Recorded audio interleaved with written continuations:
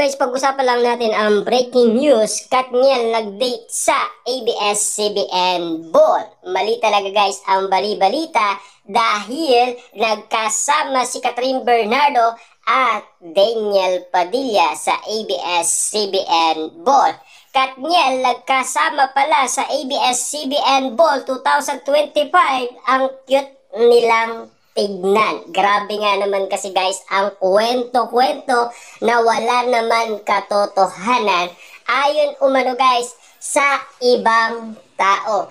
Kasi pinakita nila guys kung ano talaga ang tunay na nangyari umanong kaganapan sa ABS-CBN Ball.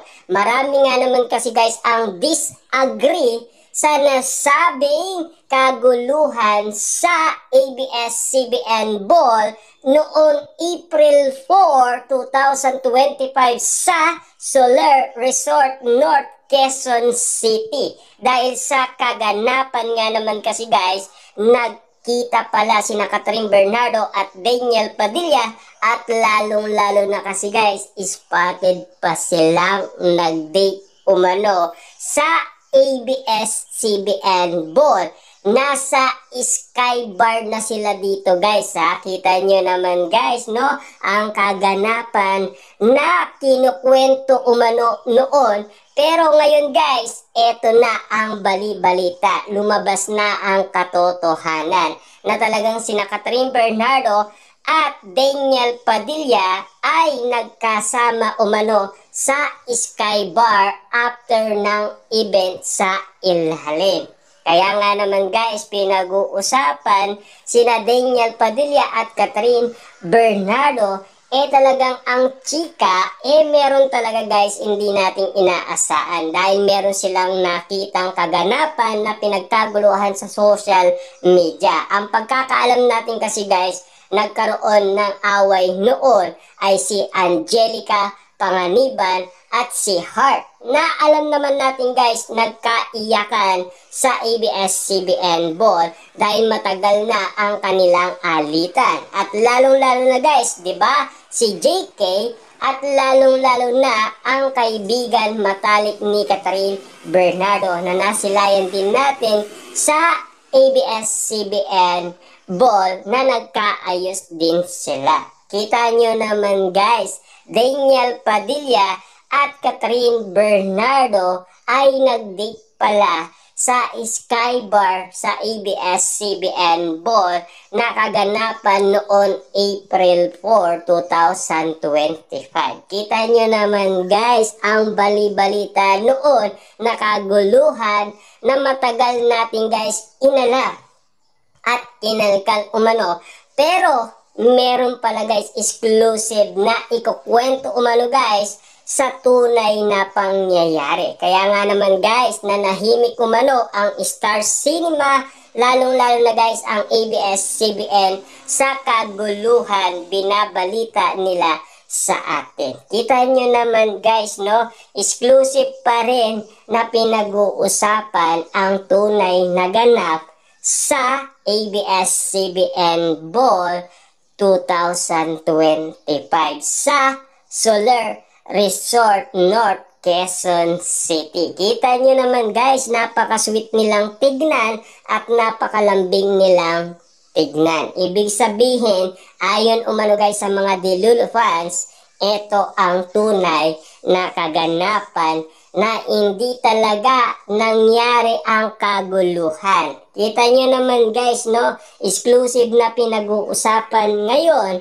na talagang nag-date sina Daniel Padilla at Catherine Bernardo. At lalong-lalo na guys, madalas na daw lumalabas ngayon sina Daniel Padilla at Catherine Bernardo dahil magkalapit lang sila sa condominium sa BGC. Yan kasi guys ang kwento-kwento kung bakit natin inaalam ang tunay na kaganapan. Kung bakit natin guys pilit na kinakalkal ang bawat istoryang kaganapan kina Catherine Bernardo at Daniel Padilla. Kasi guys, sa daming mga pinag-uusapan, gulong-gulo na tayo guys Walang tumatagal.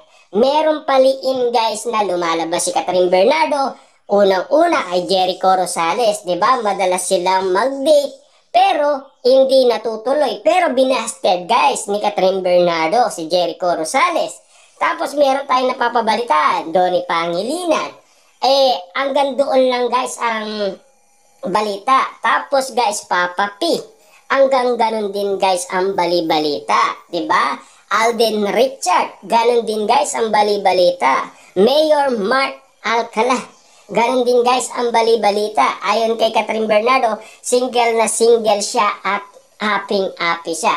David, yung kaganapan guys sa SM MOA Arena dahil sa passing show. Hanggang doon lang guys ang bali-balita. Kasi last 2024, meron din kaganapan noon kina David at Catherine Bernardo. Na bagay daw sila at lalong-lalo na meron daw silang chemistry. Pero hanggang doon lang guys ang bali-balita. Pero ang totoo niyan guys, ang Katniel.